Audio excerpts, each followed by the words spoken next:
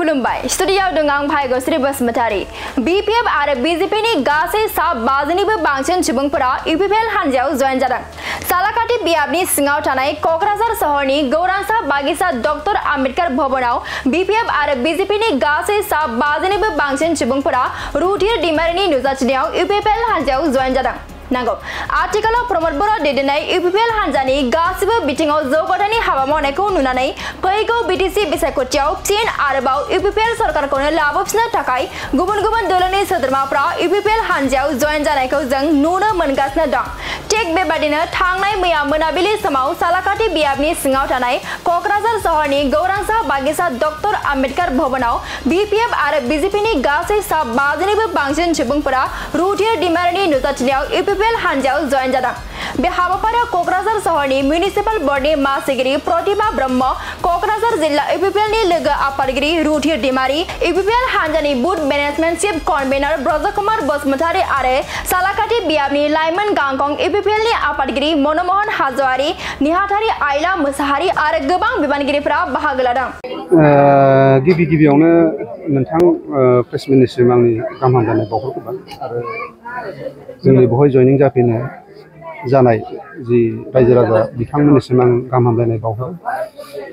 दा जोङो जुदि मोजाङै नायोबा आरोखि हाग्रामानि 17 बोसोर आरो नैबे जोंनि 5 बोसोरिया सासन प्रमोद बर' सार दैदेननाय यूपीपीएल दोलोनि जि सरकार, बे सरकार आरो दलनि नीति आदर्श बेफोरखौ माने जि सरकार, बे सरकारनि जि डेभेलपमेन्टफोरखौ नुनानै आरो जोंनि जि नीति आदर्श यूपीपीएल दोलोनि नीति आदर्शखौ मोजां मोननानै दिनै बे 40टा समष्टि माने नैबे जोंनि क'क्राझार जिल्लानिल' 6टा समष्टि नङा, गासै बिटिआर ओनसोलाव 40टा समष्टिनिफ्राय गुबुन गुबुन बिबाननिफ्राय गुबुन गुबुन दोलोनिफ्राय आरो गुबुन गुबुन संगठननिफ्राय बिदिनो जोंनि दलनि जि नीति आदर्श, जोंनि प्रमोद बर' दैदेननाय सार सरकारनि जि उन्नयन डेभेलपमेन्ट बेफोरखौ नुनानै जयेन जाबोदों।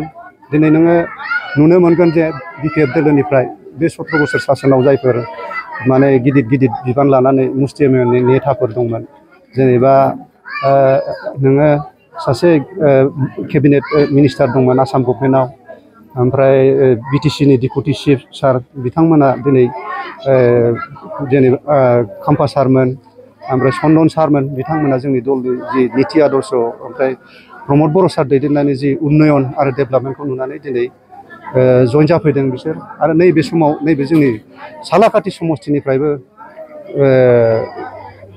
अनेक जयेन जाबोगासिनो दं। बेल' नङा, आवगायावबो जानानै थांबाय।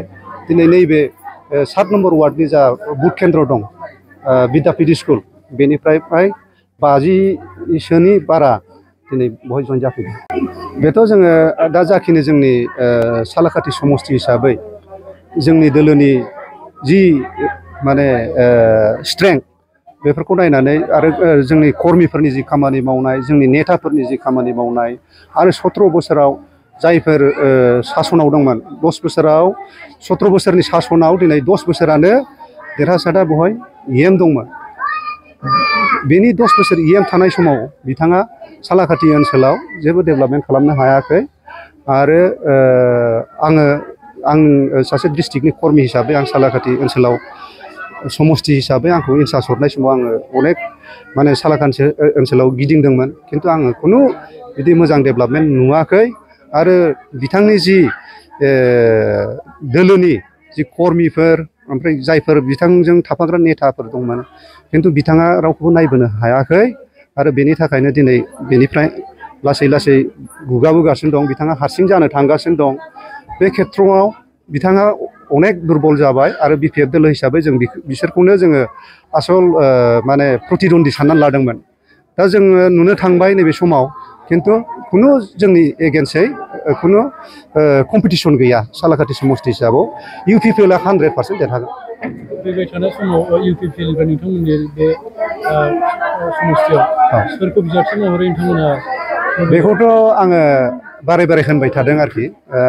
केन्डिडेटनि बेलायाव आं एसे होननो उसुबिदा मोनो, खारन जोंहा जोंनि जि जोंनि यूपीपीएल दोलो बेवहाय जोंनि बिराद मोजां मोजां नेता दं। जोंहा दिनै प्रमोद बर' सार दं, UG सार दं, लरेन्स सार दं रोंगोरा सार दं गासिबो जोंनि हाइकमान्ड दङ बेवहाय बे हाइकमान्डआ जेखौ हरगोन जों बेखौ मानिनानै लागोन ओमफ्राय जों बिदिनो जोंनि केन्डिडेटखौ जों देरहाहोनो सेस्था खालामो